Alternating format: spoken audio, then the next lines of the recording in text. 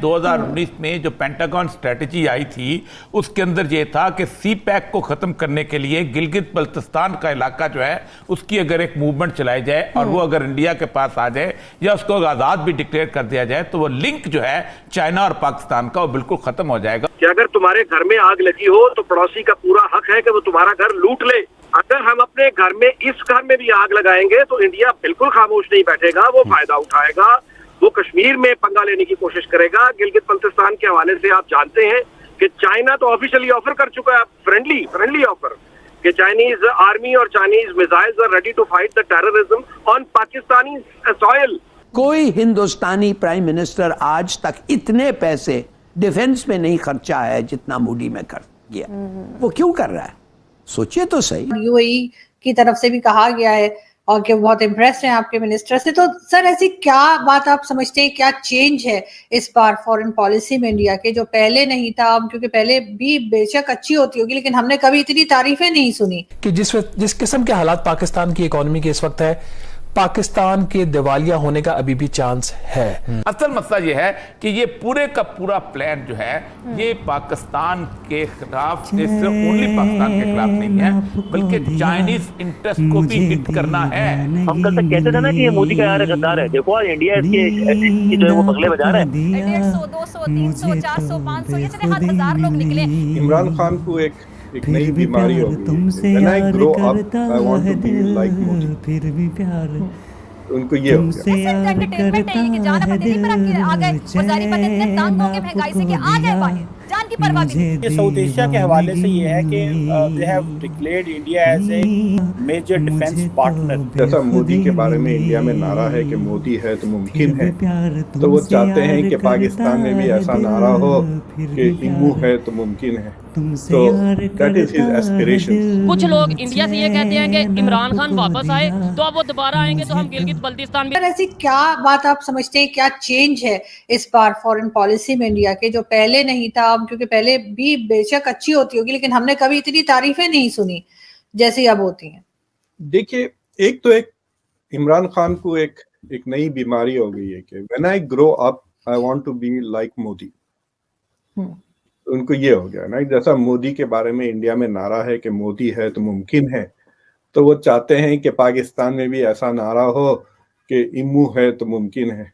तो that is his aspirations. तो वो मेरे ख्याल से अक्रॉस द बॉर्डर देखते हैं कि अरे वो भी रिलीजन और पॉलिटिक्स को यूज करते हैं, मैं भी रिलीजन और पॉलिटिक्स क्यों, तो why am I not more authentic. तो एक वो एक प्रॉब्लम है। दूसरी चीज ये है कि मेरे ख्याल से वो उनका जो तारीफें हैं इट्स नॉट सिंसियर। वो तंज कर रहे हैं जो करंट आपके गवर्नमेंट है। लेकिन ये बात तो शक सही है, देयर इज नो डाउट कि पिछले 10-15 साल में, इनफैक्ट आई वुड से कि पूरी तारीख में दोनों मुल्कों की, इंडिया की foreign policy was run by adults और सोबर लोग। पाकिस्तान की फॉरेन पॉलिसी हमेशा अपॉर्चुनिस्टिक और not run by adult thinking, ये तो साफ जाहिर है।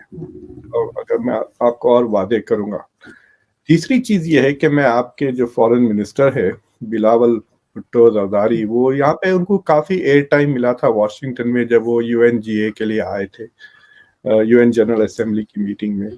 तो मैं देख रहा था तो पाकिस्तानी अमेरिकन तो बड़े इम्प्रेस हो गए थे कि यंग आदमी इतनी जबरदस्त बातें कर रहा है और he is very casual relaxed, मतलब अंग्रेजी बेहतर बोलते हैं ना वो उर्दू से, so he was at home western environment.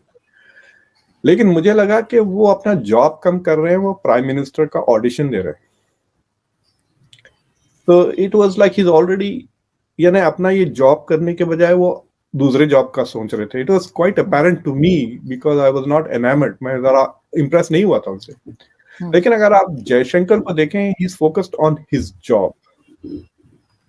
और दूसरी चीज ये है कि unlike Bilawal Bhutto who is learning on the job, ये आदमी की जिंदगी भर का प्रिपरेशन ही यही था।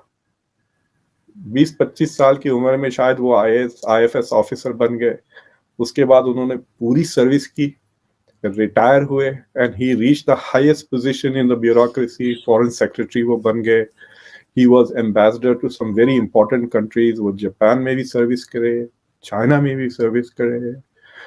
फिर उसके बाद Then he became foreign minister. 2019 में जो पेंटागन स्ट्रेटजी आई थी उसके अंदर ये था कि सी पैक को खत्म करने के लिए गिलगित बल्तिस्तान का इलाका जो है उसकी अगर एक मूवमेंट चलाई जाए और वो अगर इंडिया के पास आ जाए या उसको आजाद भी डिक्लेयर कर दिया जाए तो वो लिंक जो है चाइना और पाकिस्तान का वो बिल्कुल खत्म हो जाएगा और चाइना जो है वो वापस एक उस तरफ लैंडलॉक सूरत में चला जाएगा और वो बलाका की वो एक छोटी सी गुजरगाह जो है उसका उससे महदूद होकर रह जाएगा। तो ये 3-4 साल से इसका प्लान बहुत तफसील अरसे से बनाया गया था। इसीलिए आपको याद होगा कि लद्दाख की जो वार हुई है जिसको बाद में उन्होंने ताशकंद में जाके उसको तय किया था जाके रूस के साथ, जिसमें 1000 किलोमीटर भी उन्होंने ले लिया था, तो अंदाजा हो गया था अमेरिका को कि हमने जो क्वाड बनाया है ये चलने वाला नहीं है। अब इंडिया पाकिस्तान की लड़ाई किसी ना किसी तरीके से कर लेगा और बेहतरीन मौका जैसे लाली साहब ने कहा है कि हम चूंकि आपस में लड़ रहे हैं, हमारा डिफेंस मिनिस्टर जो है वो इमरान खान को गाली देने में लगा हुआ है, उसको बिल्कुल अंदाजा नहीं। ऐसे के अंदर अगर वो किसी तौर पे किसी किस्म की कोई एक्सरसाइज करते हैं, कोई एडवेंचर करते हैं, तो हम तो पूरी कौम तैयार ही नहीं होगी। पूरी कौम को तो हमने इस बात लगाया कि आओ आओ आओ आओ जल्दी जल्दी आओ आओ आओ इस्लामाबाद आओ, हम तुम्हें देख लेंगे, आओ तो हम तुम्हें देख लेंगे। ये एडमिनिस्ट्रेशन होती है, ये इस तरह की हुकूमतें होती हैं कि जो खुद बुलाया करती हैं ओ भाई किसी जगह आप बैठ के इसको ठीक करते। असल मसला ये है कि ये पूरे का पूरा प्लान जो है ये पाकिस्तान के खिलाफ, सिर्फ ओनली पाकिस्तान के खिलाफ नहीं है बल्कि चाइनीज इंटरेस्ट को भी हिट करना है।